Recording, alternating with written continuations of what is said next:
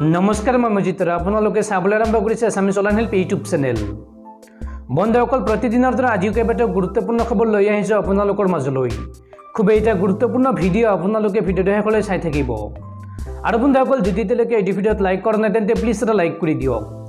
আৰু এনেকুৱা ধৰণৰ নতুন নতুন ভিডিঅ' পাবলৈ চেনেলটো ছাবস্ক্ৰাইব কৰি কাষত থকা বেল আইকনটো প্ৰেছ কৰি ৰাখক, যাতে যেতিয়াই মই যিবোৰ ভিডিঅ' আপলোড কৰোঁ তাৰ নটিফিকেশ্যন মই সকলোতকৈ আগত আপোনাৰ মোবাইলত যায়। বন্ধুসকল প্ৰথম খবৰটি হৈছে 22 বছৰ বয়সতে দেখা এটা সপোন পূৰণ হ'ল মুখ্যমন্ত্ৰী হিমন্ত বিশ্ব শৰ্মাৰ। তেতিয়া হিমন্ত বিশ্ব শৰ্মাই কৈছিল, মাক কবা মই অসমৰ মুখ্যমন্ত্ৰী হ'ম। 22 বছৰ বয়সত তেতিয়াৰ প্ৰেয়সী ৰিণিকী ভূঞাক এনেদৰে কৈছিল মুখ্যমন্ত্ৰী হিমন্ত বিশ্ব শৰ্মাই। 22 বছৰ বয়সতে দেখা এটা সপোন, যিটো সপোনৰ কথা তেতিয়াৰ প্ৰেয়সী তথা বৰ্তমানৰ পত্নী কওঁতে আচৰিত হৈছিল পত্নী।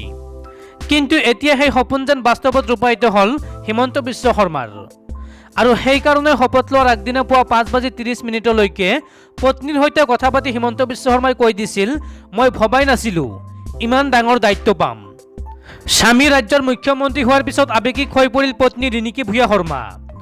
এতিয়াও স্বামী যে মুখ্যমন্ত্ৰী হ'ল সেই কথা বিশ্বাস কৰিবই পৰা নাই পত্নীয়ে। গতিকে সাংবাদিকৰ আগত ক'লে মুখ্যমন্ত্ৰী হিচাপে তেওঁক বিশ্বাস কৰিবলৈ আৰু দুদিনমান লাগিব চাগৈ। আমাৰ যেতিয়া চিনাকি হৈছিল তেতিয়া মোৰ বয়স 17 বছৰ, তেওঁৰ বয়স 22 বছৰ।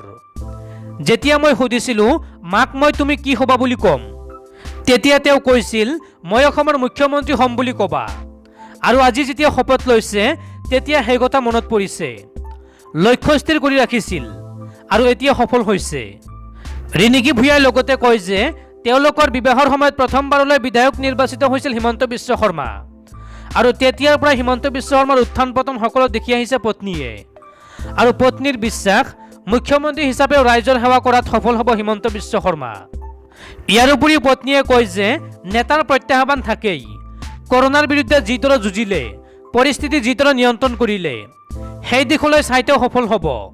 হিমন্ত বিশ্ব শৰ্মাৰ অসমখনক লৈ কিছু সপোন আছে আৰু সেই সপোন বাস্তৱ কৰিবলৈ তেওঁ মন আৰু মগজু দুয়োটাৰ পৰা সমানে চিন্তা কৰে বুলি উল্লেখ কৰে পত্নী ৰিণিকী ভূঞা শৰ্মাই। বন্ধুসকল তাৰপিছৰ খবৰটিয়ে হৈছে ভাৰতৰ বিৰুদ্ধে ৰঙা চীনৰ কূটনৈতিক কৌশল। ভূটানৰ ভূমিত 2খন গাঁও দখল কৰি চলাইছে নিৰ্মাণ কাৰ্য। আঁৰত কি ৰহস্য? যদিও ভাৰতকে ধৰি সমগ্ৰ বিশ্বই কৰোনা ভাইৰাছৰ সংক্ৰমণৰ বিৰুদ্ধে যুঁজ দি আছে, চীনে ইয়াৰ সম্প্ৰসাৰণবাদী নীতিৰ পৰা আঁতৰি থকা নাই। চীনে 2015 চনৰ পৰা ভূটানৰ এটা উপত্যকাত ৰাস্তা, অট্টালিকা আৰু সামৰিক চকী নিৰ্মাণ কৰি আহিছে। চীনে আন্তৰ্জাতিক আৰু ঐতিহাসিকভাৱে ভূটানত নিৰাপত্তা কৰ্মী আৰু সামৰিক আন্তঃগাঁথনি স্থাপন কৰি আছে। চীনে ইয়াৰ নিৰ্মাণ কাৰ্যৰ আধাৰত ভূটানক ভাৰতৰ বিৰুদ্ধে ব্যৱহাৰ কৰিব বিচাৰে। চীনে 2015 চনত ঘোষণা কৰিছিল যে গিয়ালফুক গাঁওখন তিব্বত স্বায়ত্তশাসিত অঞ্চলৰ দক্ষিণে তিব্বতত বহিতে স্থাপন কৰা হৈছিল। অৱশ্যে গিয়ালফুক ভূটানত আছে আৰু চীনা কৰ্তৃপক্ষই আন এটা আন্তঃৰাষ্ট্ৰীয় সীমা অতিক্ৰম কৰিছে। চীনে দীৰ্ঘদিন ধৰি ভাৰত আৰু ইয়াৰ চুবুৰীয়াসকলক হিমালয়ৰ সীমাৰ পৰা বাদ দিবলৈ চেষ্টা কৰি আহিছে। ভূটানত নিৰ্মাণ কাৰ্য চীনৰ ৰাষ্ট্ৰপতিৰ দ্বাৰা তিব্বতীয় সীমান্ত অঞ্চল শক্তিশালী কৰাৰ এক গুৰুত্বপূৰ্ণ অভিযানৰ অংশ বুলি বিশ্বাস কৰা হয়। ফৰেন পলিচিত ৰবাৰ্ট বাৰ্নেটৰ এক প্ৰতিবেদন অনুসৰি চীন চৰকাৰে বিচাৰে যে ভূটানে সামৰিক গোটসমূহৰ বাবে এটা এনেকুৱা স্থান দিব য'ৰ পৰা ই ভাৰতৰ সৈতে যুদ্ধ কৰিব পাৰে। চীনে আৰু 2খন গাঁৱৰ ওপৰত চকু ৰাখিছে।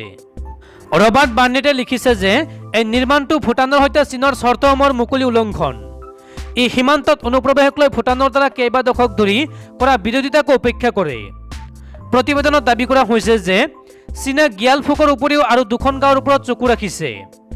এটা নিৰ্মাণ কাৰ্য এতিয়াও চলি আছে। ইয়াত চীনে 64 মাইল পথ, জলবিদ্যুৎ কেন্দ্ৰ, 2টা CCTV প্ৰশাসনিক কেন্দ্ৰ, যোগাযোগ ঘাটি, সামৰিক আৰক্ষী চকী, ছিগনেল টাৱাৰ, নিৰাপত্তা স্থান, উপগ্ৰহ প্ৰাপ্ত কেন্দ্ৰ, সামৰিক ঘাটি নিৰ্মাণ কৰিছে। চীনে ইয়াক TARৰ এলেকা বুলিও কয়, কিন্তু ই উত্তৰ ভূটানৰ অংশ। বন্ধুসকল তাৰপিছৰ খবৰটিয়ে হৈছে দেশত পুনৰ দ্ৰুতগতিত বৃদ্ধি পাই আছে কৰোনা ভাইৰাছত আক্ৰান্ত হোৱা আৰু মৃত্যু হোৱা লোকৰ সংখ্যা।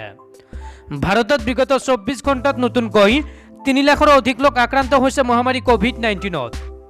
বিগত 24 ঘণ্টাত ভাৰতত 3,66,161 গৰাকী লোক আক্ৰান্ত হৈছে কৰোনাত।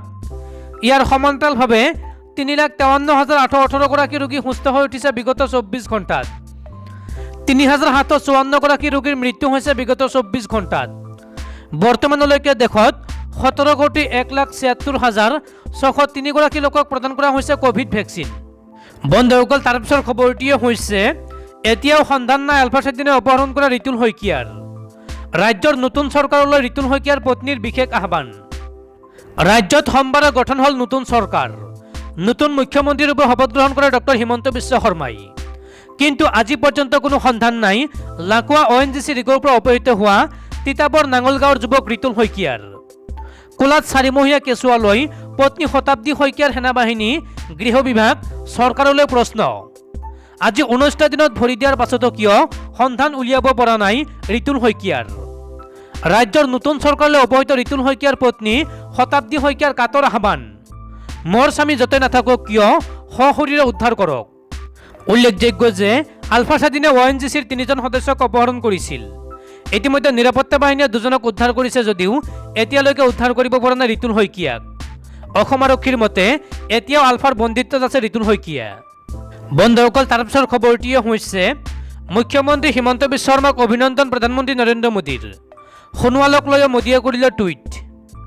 অসমৰ নতুন মুখ্যমন্ত্ৰী হিমন্ত বিশ্ব শৰ্মাক অভিনন্দন জনালে প্ৰধানমন্ত্ৰী নৰেন্দ্ৰ মোদীয়ে। নতুন মুখ্যমন্ত্ৰীৰ অধীনত অসমে বিকাশৰ নতুন সপোন ৰচনা কৰিব বুলি শুভেচ্ছা প্ৰধানমন্ত্ৰী মোদীৰ। এক টুইট যোগে হিমন্ত বিশ্ব শৰ্মাক শুভেচ্ছা জনালে মোদীয়ে। মুখ্যমন্ত্ৰী হিমন্ত বিশ্ব শৰ্মাৰ লগতে শপত লোৱা আন কেবিনেট মন্ত্ৰীসকলকো অভিনন্দন জনালে প্ৰধানমন্ত্ৰী মোদীয়ে। নিজৰ টুইটত নতুন মন্ত্ৰীসভাই অসমৰ বিকাশক নতুন গতি দিব বুলি মন্তব্য কৰাৰ লগতে অসমবাসীৰ আশা আকাংক্ষা পূৰণ কৰিব বুলিও আশা কৰে মোদীয়ে। একে সময়তে বিদায়ী মুখ্যমন্ত্ৰী সৰ্বানন্দ সোণোৱালকো টুইটযোগে প্ৰশংসা কৰিলে মোদীয়ে। সৰ্বানন্দ সোণোৱালক এগৰাকী উন্নয়নমুখী আৰু জনমুখী নেতাৰূপে উল্লেখ কৰি অসমত প্ৰগতিৰ লগতে বিজেপি দলক শক্তিশালী কৰাত সোণোৱালৰ অৱদানৰ মোদীয়ে শলাগ লয়।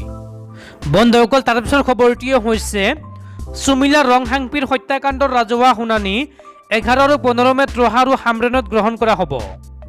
যোৱা 22 এপ্ৰিলত ঘটা সমগ্ৰ ৰাজ্য কঁপোৱা তথা দেশ বিদেশতো বহুলোকে উপযুক্ত ন্যায়ৰ বাবে আহ্বান জনোৱা চুমিলা ৰংহাংপিৰ হত্যাকাণ্ডৰ ৰাজহুৱা শুনানিৰ দিন অহা 11 আৰু 15 মে তাৰিখে ক্ৰমে ৰহা আৰু হামৰেনত গ্ৰহণ কৰা কাৰ্যক সৰ্বভাৰতীয় জনজাতীয় ছাত্ৰ সংগঠন অসমে আদৰণি জনাইছে।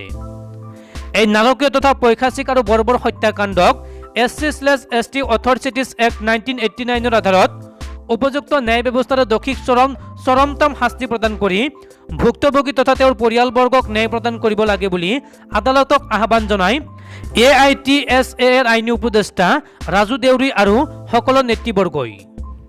গোটেই দেশ হুলস্থুল হোৱা নিৰ্ভয়া কাণ্ডত উচ্চতম ন্যায়ালয়ে যে উপযুক্ত পদক্ষেপ লৈ মুখ্য ন্যায়াধীশ JS বাৰ্মা কমিটি বনাই দোষীক ফাঁচি দিলে, তেনেকৈ এই সমগ্ৰ ঘটনাটোক নিৰপেক্ষ ভূমিকা লৈ উপযুক্ত আইনী প্ৰক্ৰিয়াৰে আদালতে ন্যায় প্ৰদান কৰিব লাগে, যাতে সৰ্বসাধাৰণ ৰাইজৰ ন্যায় ব্যৱস্থাটোৰ ওপৰত বিশ্বাস অটুট থাকে আৰু বৰ্তমান চৰকাৰৰ ওপৰত আস্থা থাকে।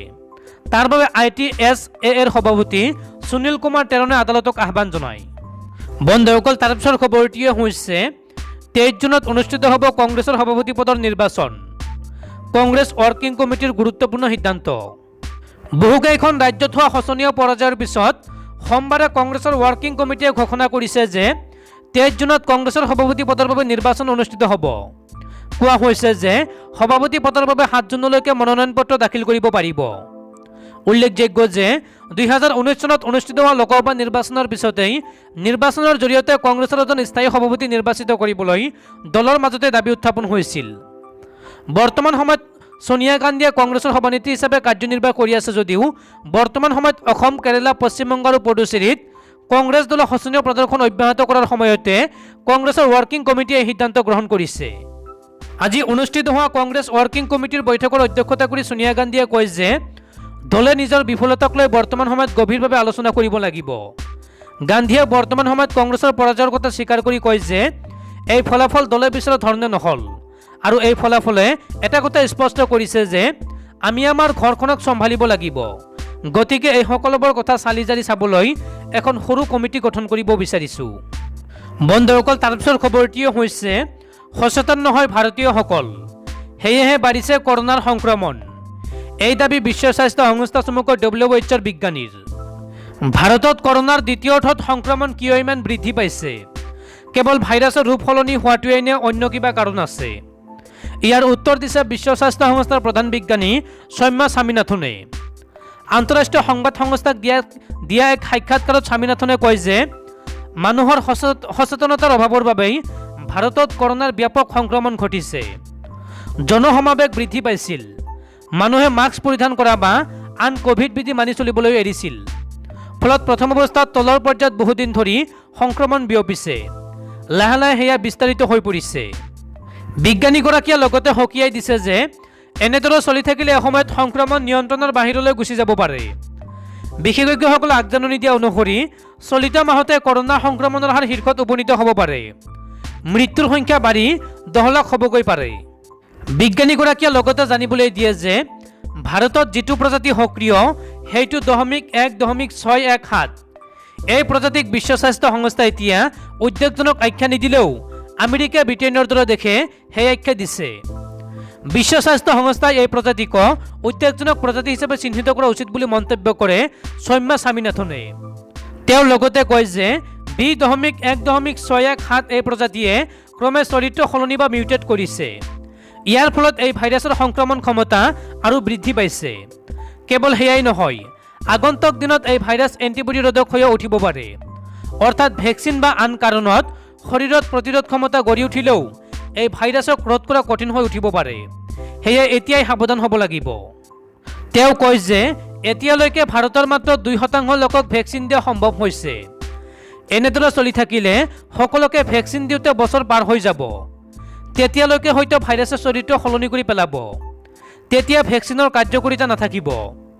বিজ্ঞানীগৰাকীয়ে স্পষ্ট কৰি দিয়ে যে ভাইৰাছটো যিমানে বিয়পিব সিমানে ইয়াৰ চৰিত্ৰ সলনিৰ আশংকা বৃদ্ধি পাব। সেয়ে সকলোকে সতৰ্ক হৈ থাকিবলৈ আহ্বান জনাইছে বিজ্ঞানী সৌম্যা স্বামীনাথনে।